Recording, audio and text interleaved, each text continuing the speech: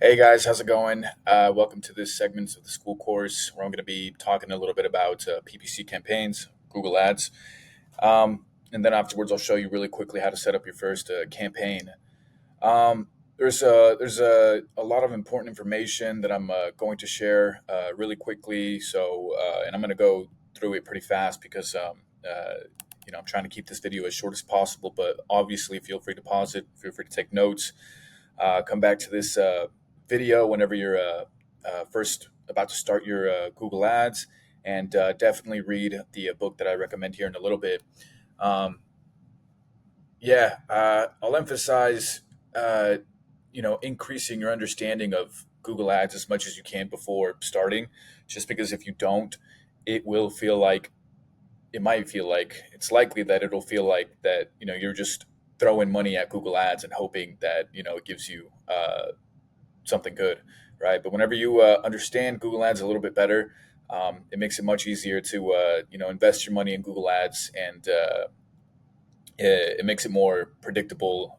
You just have a better understanding. You feel like you're more in control, right? So without further ado, we're going to go ahead and jump right into it. A couple of key things that I want to talk about uh, is just about my overall understanding of Google Ads. And there was a time whenever we were running Google Ads for almost a year without having that better understanding. And whenever that was going on, you know, I, it was, it just, we, looking back, it was just a bunch of money, kind of, um, thrown down the toilet, for lack of a better word, for lack of a better term. Um, you know, we did just that.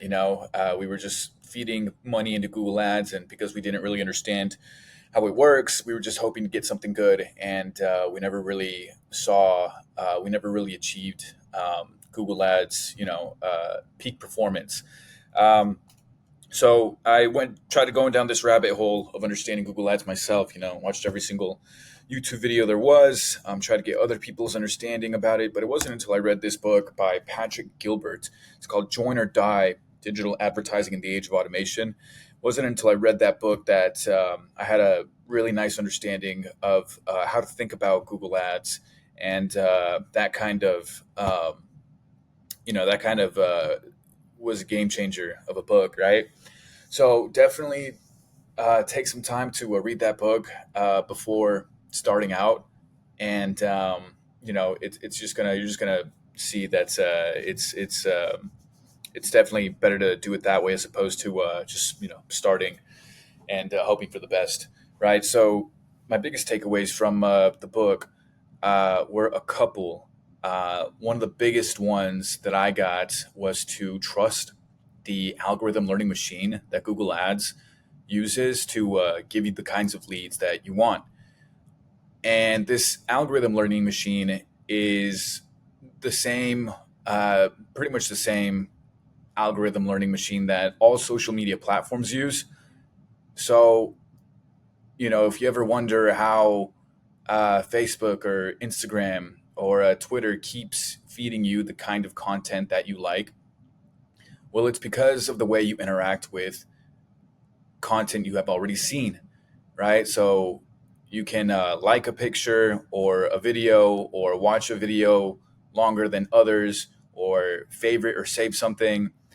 And those kinds of interactions are akin to the conversion actions that Google Ads picks up and registers whenever someone interacts with your ad or website.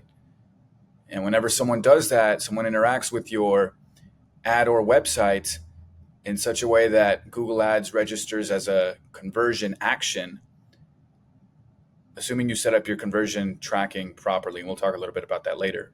Well, Google Ads is then going to start feeding you more of those kinds of people, right? In the exact same way that you get fed the kind of content that you like based on how you interact with it, Google Ads feeds you the kind of people that would better suit what you're looking for based on how previous people interact with with your ad. You know, so that's a huge takeaway. That is it's an incredibly powerful machine, learning machine, and if you track your conversions properly, which isn't hard to do, uh, you will eventually teach your Google the kinds of leads that you want to see more of, and Google will inevitably optimize for those leads. So that was a really big takeaway because back then, whenever we first started off without knowing this, we were just I mean, we knew about conversion actions and we knew they were important, but we didn't know why they were important. And it was just a game changer because now you can track things on a more advanced level, and we'll talk about that later. But for now, starting off, that's just a really really important takeaway. Overall, trust the algorithm learning machine, and because the algorithm learning machine is so powerful, you can trust your Google Ads with a bit more of a broad search at all time, not at all times, but more broad searches over more narrow searches. And for example, um, theoretically, trusting targeting the entire United States to look for real estate deals as opposed to targeting just one major metropolitan city. In theory, the algorithm learning machine is so trustworthy that whenever you're going fishing in a much bigger pool that would be the entire United States, over time, again, assuming you're doing the right things, like tracking your conversions properly, over time, Google will begin to kind of sniper through all of the activity out there and pluck out the exact kinds of leads that you're looking for, right? And that's a whole different topic of discussion. Choosing to a blanket the entire United States or choosing a much a little bit more of a specific city. Um, but in theory, that's just to make a point. Trusting Google Ads broad searches over more narrow ones. Another good example would be setting up trusting more broad keywords over specific or exact keywords. We'll go over that very, very briefly later on the video. But Google essentially, if you give it it's a little bit more of a wider net, it's going to eventually, over time, not immediately, but over time, as you report your conversions properly, it's going to start giving you the kinds of leads that you want, right? So those are the three biggest takeaways. Feel free to refer back to this slideshow right here, but I think I've talked about all three of them. My personal takeaways from our experience with Google Ads.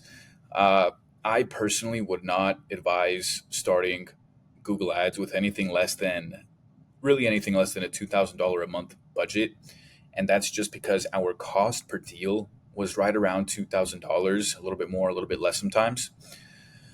So, just taking that metric into account, if your budget is $2,000 a month, you can expect to get one deal a month, right? And you won't even get that deal the first month. The first month, you almost have to entirely assume that the your Google Pixel is just going to dedicate its efforts towards learning. I wouldn't even expect a deal the first month, especially if you're on a tighter budget.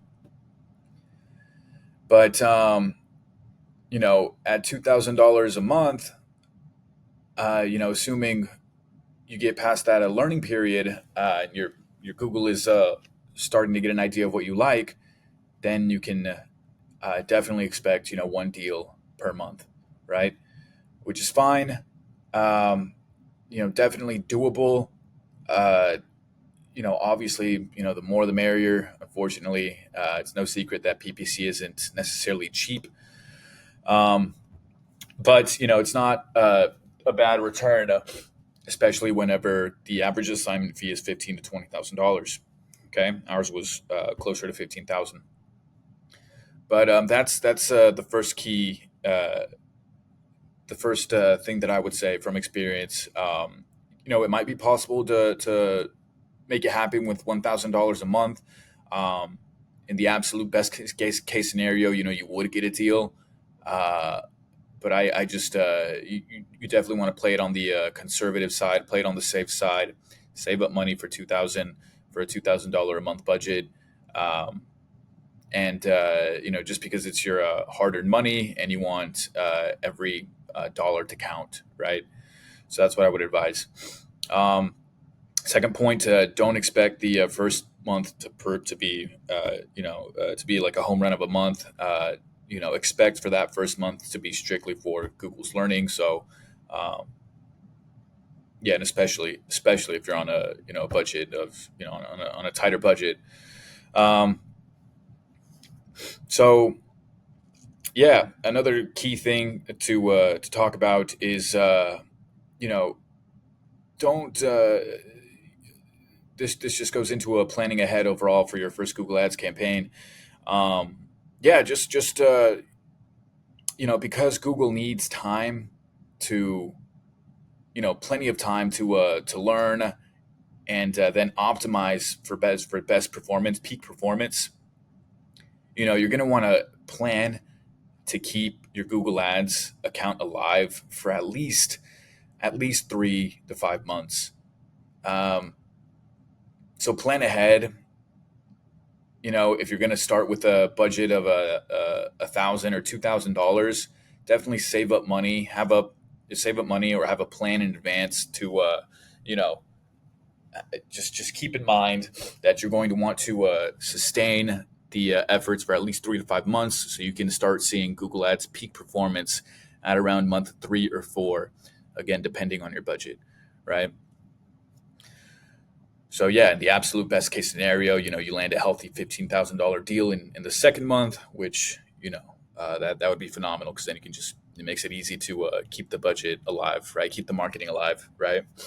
Um, my last important thing that I would say before jumping into setting up your first PPC campaign is that ads are important, and it is always a good idea to try and create a new ad that outperforms your best ad. But at the end of the day, um, the three things that are going to lead to your success are tracking your conversions properly, your overall budget, and your landing page, right? And landing page is really important as well. But most of us that are just starting off in or just looking into wholesaling are most of you guys are probably young.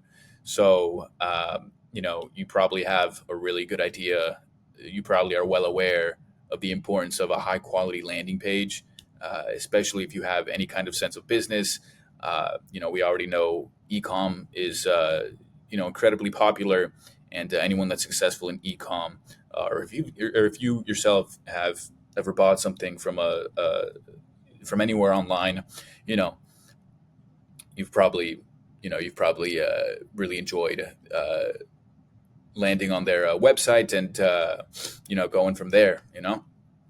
Uh, my point being that think about all the high quality websites that you've ever been on, and mimic those whenever you're first starting off creating your own landing page.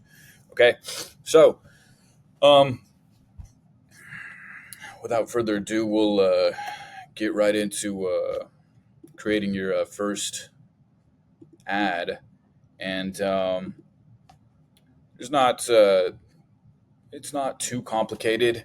Um, but I'll go through it really briefly. So you got your Google Ads set up, right? Um, More often than not, you're going to already be prompted to this page right here whenever if it's your first time. So your campaign objective is always going to be leads. We want to fish for leads, right? It's going to show you what conversion goals you want to use to improve your leads. If you already have your website set up before starting your Google Ads, it's more likely than not that you will have already connected your phone number with the Google Ad Pixel, the phone number on your website.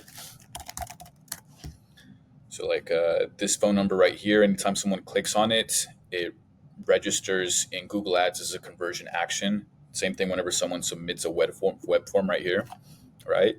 So those two things are something that you probably will have already had on your website. which is good. Uh, the campaign type is search. Uh, as you become more familiar with Google Ads and you're comfortable with, you already have your search campaigns up and running and they're performing nicely. Definitely, definitely try, try performance max campaigns. Video ads are always good, um, and maybe even untapped in the real estate world. Really, every marketing channel has tremendous potential as long as you stick with it and you maximize every opportunity that comes your way, right? Uh, so yeah, the ways in which we want to reach our goal: website visits and phone calls. This number right here is going to be the one that you put from your website: 406-302-8026.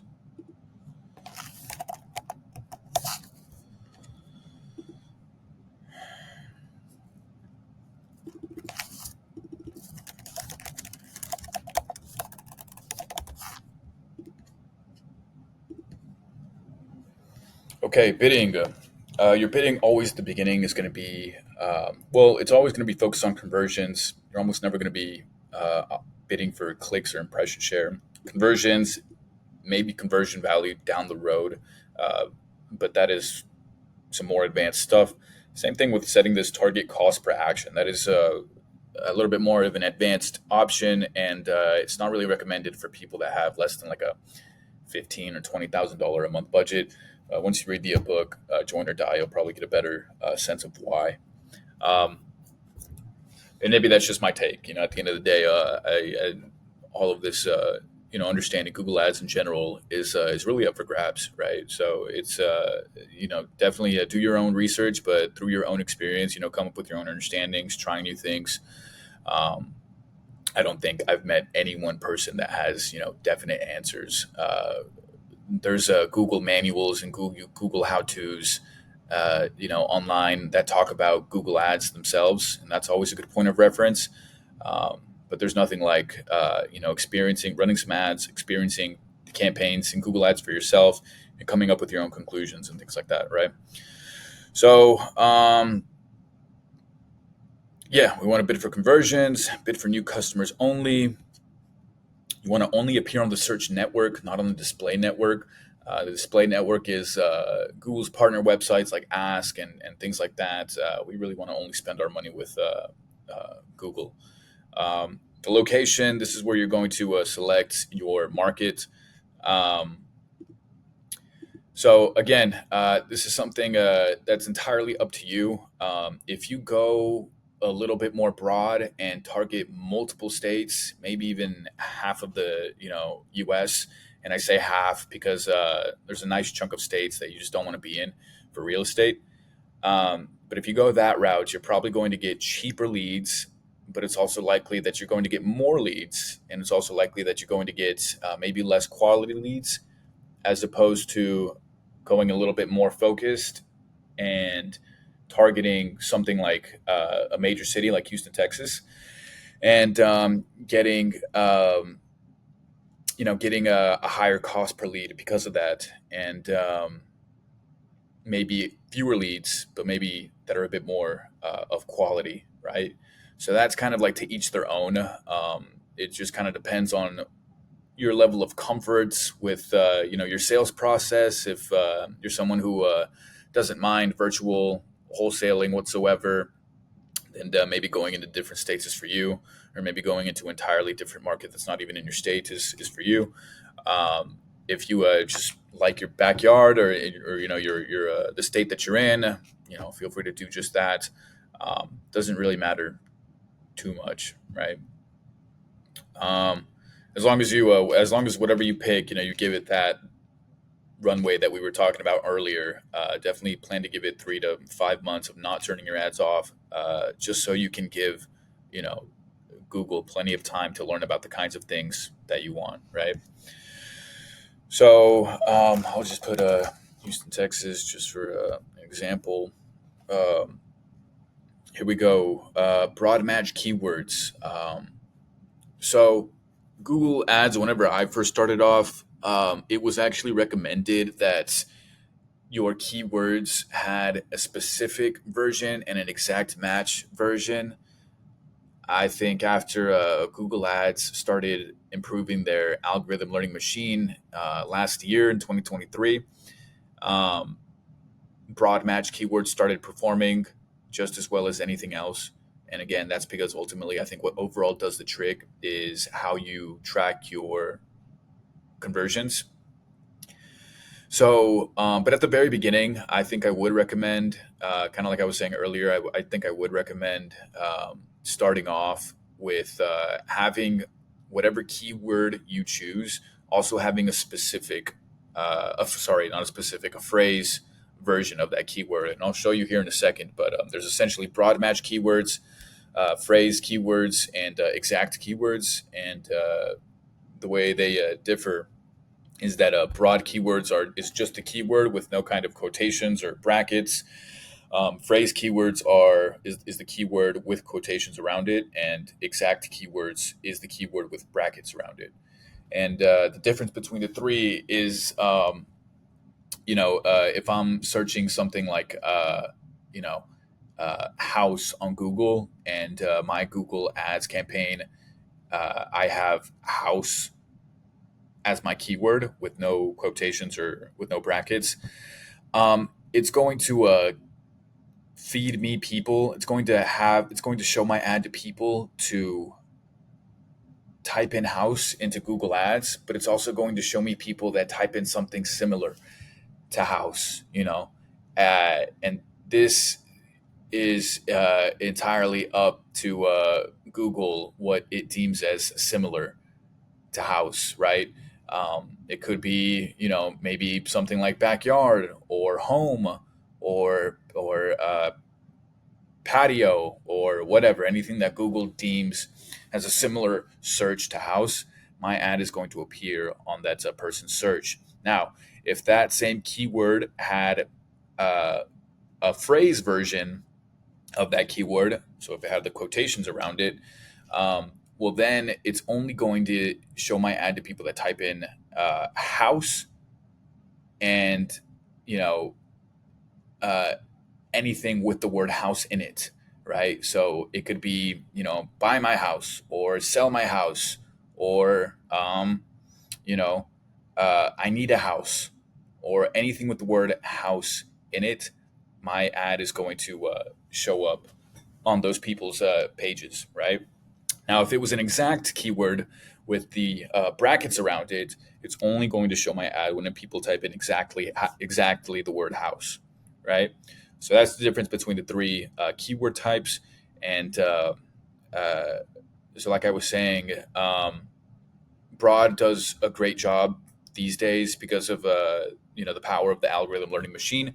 But at the very beginning, I definitely would recommend having a phrase version of all of your keywords, just to kind of give it a little bit, just to kind of give your campaign a little bit more of direction at the very beginning. Whenever a little bit more focus, if you will. Um, it's like having it learn to ride the bike with training wheels at first, right? And then eventually, as you feel, it's starting to perform better, you can eventually take off the phrase version of the keywords if you want and just operate solely on the broad. So for now, we'll put off right at the very beginning. Next, keyword asset and generation. I'm gonna go skip it because I think it's trying to create my ad for me. Right, this is where you put your keywords. We'll probably have a link down below to our favorite keywords, and there's not that many. There's not that many different ones that you know any other wholesaler or investor is using. They're pretty much all the same or very very similar ones. It's your typical stuff like I want to sell my house now, sell my house fast. Uh, cash for my house, cash buyers for my house, or sell my house for cash. So yeah, things like that.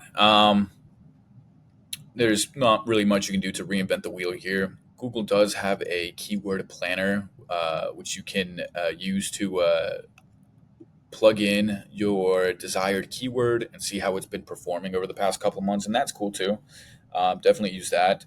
That's fine, but you're probably going to get these exact keywords or something similar when it comes to our specific niche. So that's just something to keep in mind. Don't freak out over not knowing what keyword to use or anything like that. It's pretty much all the same. And again, what's going to do it for you in the long run is how you track your conversions, your landing page, and your overall budget. And if you give Google the right amount of time to start optimizing for the kinds of leads that you want, right? So, yeah, but like I was saying, these are all broad versions of these keywords. Phrase versions would be these right here, right? So it's the exact same word, but with quotations around it.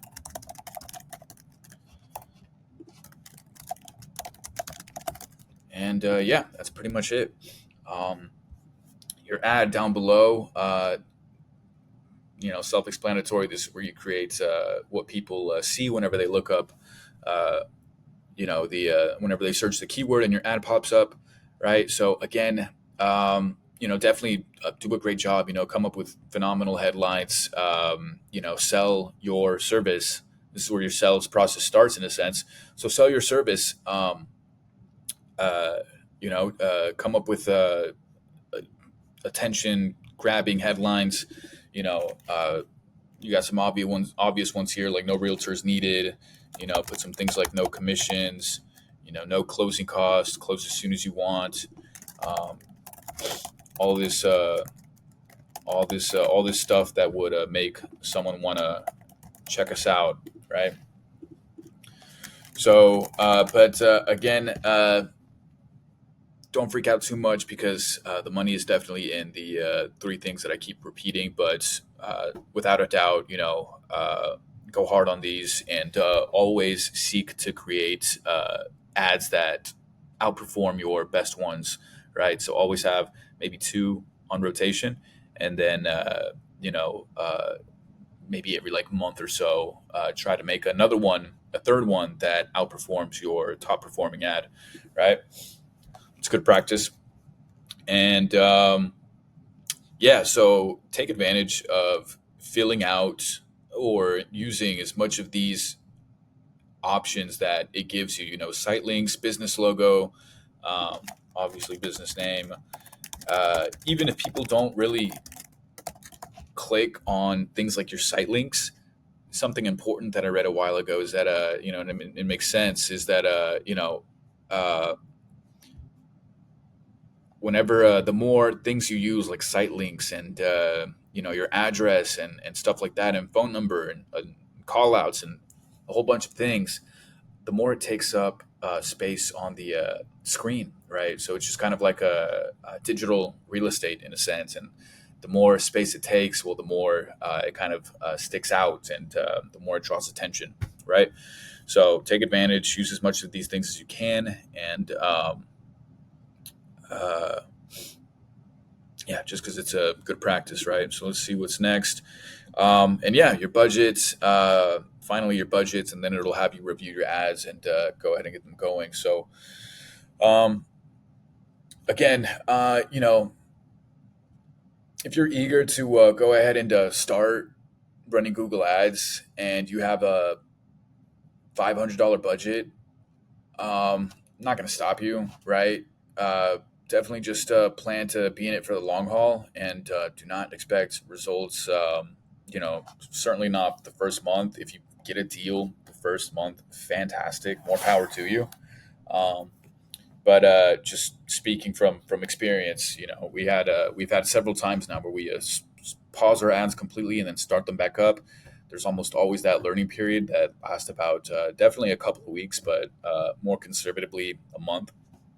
And the reason that's important to always keep in mind is just so you have just so you make sure you have cash reserves in your bank to sustain your marketing efforts for the next month to come around, right? Because If you turn off your marketing, the next month that comes around, well, then there goes all of your hard-earned data that you spent the last month accumulating, right, and paying for, right?